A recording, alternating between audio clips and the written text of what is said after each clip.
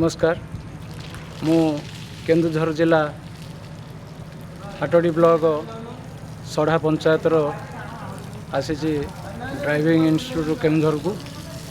एठी आमर 3 दिन रिन्यूअल ट्रेनिंग चली एठी मु प्रत्येक ड्राइवर भाई मानू कही रखी जे ये केन्दुझर जिलार ये इंस्टीट्यूट बहुत